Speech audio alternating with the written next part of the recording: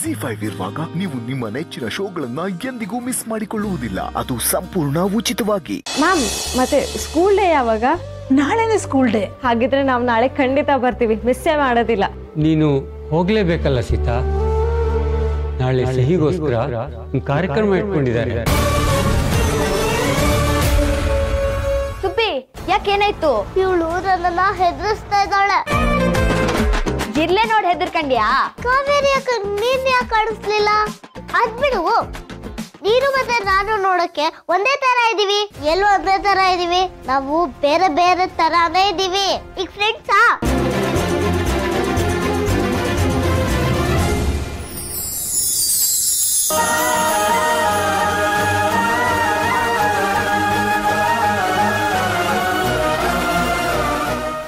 ZEE5 app download ಮಾಡಿ ಎಲ್ಲಾ ಸಂಚಿಕೆಗಳನ್ನು ಸಂಪೂರ್ಣ ಉಚಿತವಾಗಿ ನೋಡಿ.